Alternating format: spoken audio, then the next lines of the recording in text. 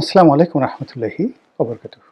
সম্মানিত দর্শক, ত্রয়োদশ জাতীয় সংসদ নির্বাচনের সারা বাংলাদেশের যে ভোটের মাঠ, সেই ভোটের মাঠের ১ নম্বর আলোচিত প্রার্থী তিনি হলেন ব্যারিস্টার রুমিন ফারহানা। বিএনপি তাকে মনোনয়ন দেননি, আর তিনি সেই বিএনপি তাকে মনোনয়ন দেয়নি এটা মেনে নেননি। তিনি স্বতন্ত্র নির্বাচন করছেন। তো এই স্বতন্ত্র নির্বাচন করার কারণে তার যে নির্বাচনী এলাকার যে ঘটনা, তার আর্ট, অ্যাটিটিউড, তার বক্তব্য এবং ওই যে ব্রাহ্মণবাড়িয়ার যে আসনে তিনি নির্বাচন করছেন সেখানে যা কিছু ঘটছে এটাই আমাদের নেট দুনিয়াতে প্রতিদিন ভাইরাল হচ্ছে নির্বাচনের খবরাখবর হিসাবে।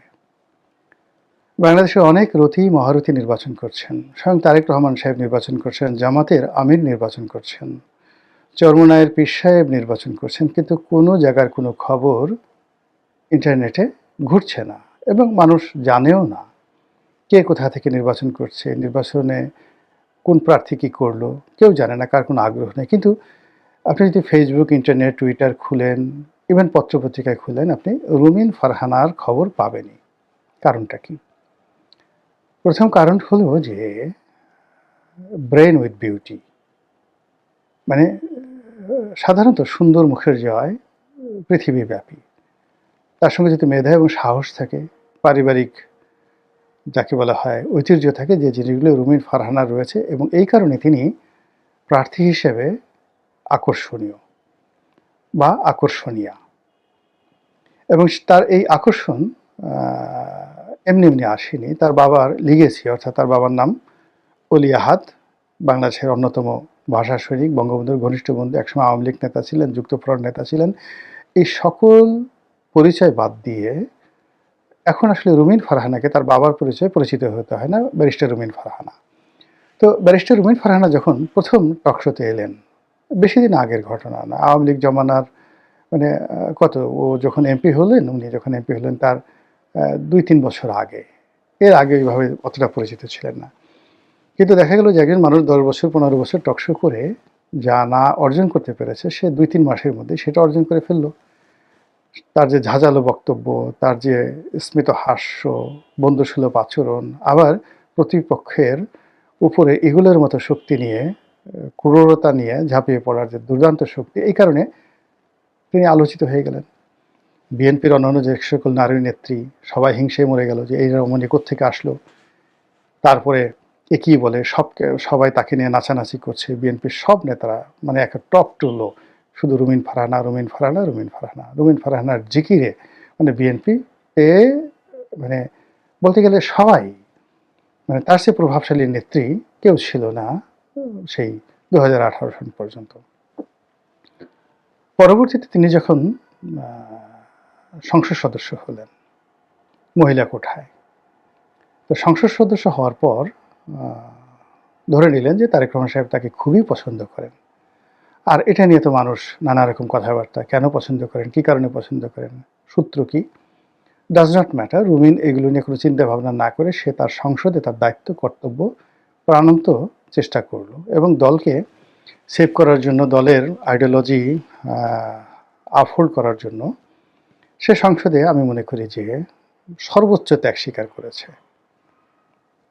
এরপরে যখন সেই সংসদ থেকে তিনি পদত্যাগ করলেন, সবাই ধরে নিলেন যে সামনে যে নির্বাচনে আসবে বিএনপি থেকে যদি একজন রমণীকে মনোনয়ন দেওয়া হয়, রুমিন ফারহানা সেখানে পাবেন। দলের ভিতরে তার একটা জনমত তৈরি হলো, নির্বাচনী এলাকায় তৈরি হলো। তারপর যাকে বলা হয় সাধারণ যারা এলিট মহল, বিশেষ করে প্রথম আলো, ডেইলি স্টার গ্রুপ, তারা সবাই রুমিন ফারহানার পক্ষে অবস্থান নিল। কিন্তু এর মধ্যে যেটা করলো রুমিন, আর সেটা হলো এই গত ১৭ মাসে এই যে বিএনপির লোকজন যে সকল চাঁদাবাজি, দুর্নীতি, অনিয়ম শুরু করেছিল, এইগুলোর ব্যাপারে তিনি প্রতিবাদ শুরু করলেন। এবং বিএনপির মধ্যে পদপদবি, যেমন আমি প্রতিবাদ করেছি প্রথম দিন থেকে, কিন্তু আমি তো আসলে বিএনপির কোনো পোর্টফোলিওতে নেই, আমার কোনো সাধারণ মেম্বারশিপ নেই। কিন্তু রুমিন তো মানে এমপি ছিল, বিএনপির এমপি ছিল, তারপর বিএনপির সহ আন্তর্জাতিক বিষয়ক সম্পাদক, এরকম একটা পদ পদবিতে আছে।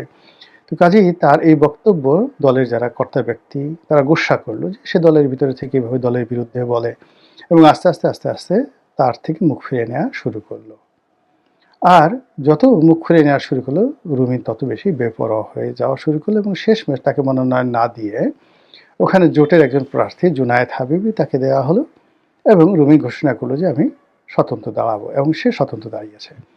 তো তার এই স্বতন্ত্র দাঁড়ানোর কারণে পাবলিক সেন্টিমেন্ট, তার এলাকার ভোটারদের সত্যিকার চিত্র আমি বলতে পারবো না, কিন্তু ইন্টারনেটে যে ভাইব দেখি সেই ভাইবের শতভাগ এখন রুমিনের পক্ষে। এবং রুমিন এর যে এই মুহূর্তে তার যে স্টার, মানে পলিটিক্যাল স্টারশিপ, এটা অ্যাঞ্জেলিনা জলির মতো, বা এটা শাহরুখ খানের মতো। এবং সেই যদি রুমিন একদিকে মানে জনসভা করে ব্রাহ্মণবাড়িয়াতে, আর অন্যদিকে যদি বিএনপির সর্বোচ্চ নেতারা সবাই দলে বলে সেখানে জনসভা করে, যদি বাইরে থেকে লোক না নেওয়া হয়, তাহলে সেখানে রুমিনের জনসভাতে বেশি হবে না বিএনপির জনসভাতে বেশি লোক হবে, এটা প্রশ্ন সাপেক্ষ বিষয়, এটা ঢাকা থেকে আমরা বুঝতে পারবো না। তো যাই হোক, সেই রুমিনের একটি ভিডিও রীতিমতো ভাইরাল। বক্তব্য হলো যে নির্বাচনের এখন প্রচার প্রপাগান্ডা বন্ধ, উঠোন বৈঠক করতে পারবেন, মাইক ব্যবহার করতে পারবেন না, এবং সেই অর্থে রুমিন একটা জায়গাতে নির্বাচনের প্রচারণা চালাচ্ছিলেন। তো সেখানে জনক ম্যাজিস্ট্রেট গেলেন, যাওয়ার পরে তিনি একেবারে ম্যাজিস্ট্রেসি পাওয়ার দেখিয়ে 40,000 না 60,000 টাকা তিনি সেখানে জরিমানা করলেন। এবং এরকম একটা পরিস্থিতিতে রুমিন সেখানে খুব একটা বিব্রতকর অবস্থায় পড়লেন, এবং তিনি যেটা বলার চেষ্টা করলেন যে আপনি তো আমার এখানে খুব দাপট দেখালেন, ম্যাজিস্ট্রেসি দেখালেন, কিন্তু বিএনপির প্রার্থীর ব্যাপারে তো আপনি কখনোই, বা বিএনপির জোট যে প্রার্থী বা বিএনপির নেতারা যে প্রতি মুহূর্তে নির্বাচনী আচরণবিধি ভঙ্গ করছে, তাদেরকে তো আপনি কোনো জরিমানা করলেন না।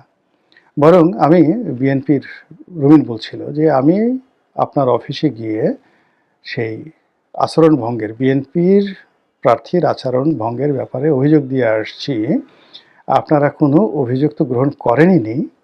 উল্টো যেটা হলো, আমি এই যে আপনাদের কাছে অভিযোগ করেছি এই জন্য আমাকে এবং আপনাদেরকে একসাথে টিটকারি করছে, তারা বুড়া আঙ্গুল দেখিয়ে, তর্জনীটা মানে থাম যেটাকে বলা হয়, সে বুড়া আঙ্গুল সে বলছে যে ওই ম্যাজিস্ট্রেট আমার ঘোড়ার ডিম করবে, প্রশাসন আমার ঘোড়ার ডিম করবে, এই ধরনের কথাবার্তা আর কি। আপনি বুঝেন যে এটা ঘোড়ার ডিম বললাম ভদ্র ভাষায়, কিন্তু আঞ্চলিক ভাষায় এটাকে আরও বাজে কথা বলা হয়, বয়াকারে বা দিয়ে বলা হয় আর কি, বা তালিবর সায়কারে সা দিয়ে বলা হয়, এইরকম কথাবার্তা সাধারণত এই রাজনৈতিক ময়দানে এগুলো প্রকাশ্যে মাইকে অনেকে বলে।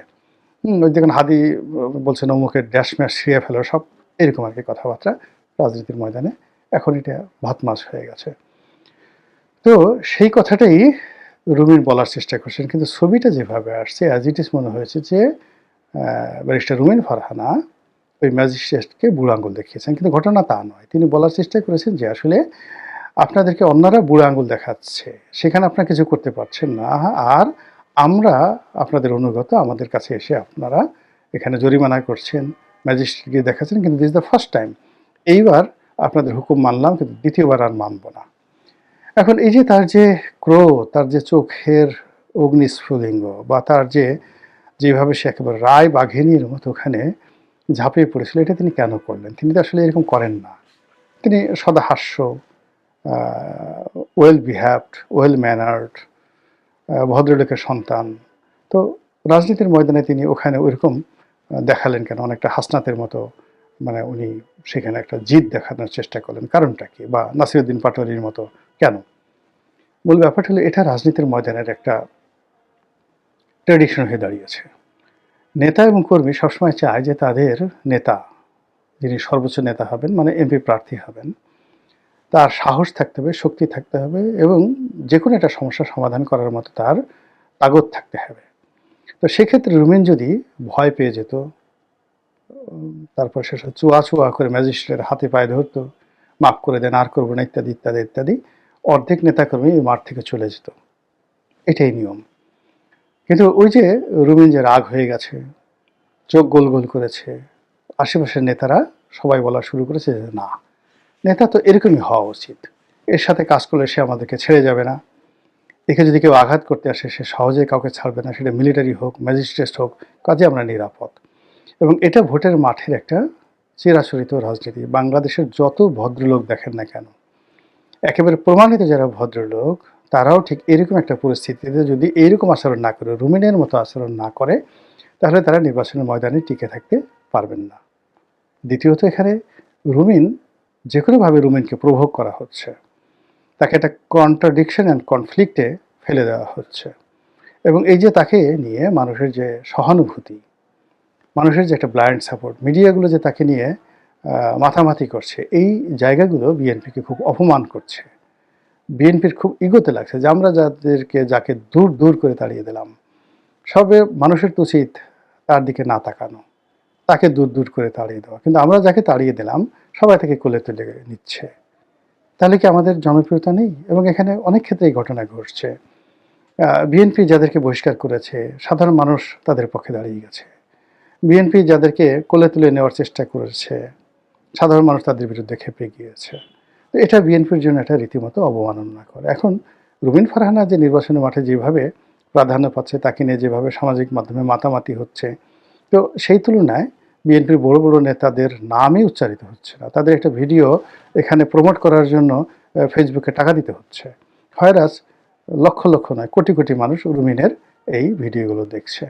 তো এই যে রাজনীতির একটা যে চিরাচরিত পন্থা, এই পন্থা অনুযায়ী যদি রুমিন আসলে শেষ পর্যন্ত জিতে যায় এবং পার্লামেন্ট মেম্বার হিসেবে সে যদি সংসদে যায়, তাহলে ক্ষমতায় জামাত থাকুক আর বিএনপি থাকুক, আমার কাছে মনে হচ্ছে অনেকের জন্য বিষয়টি অস্বস্তিকর হয়ে পড়বে।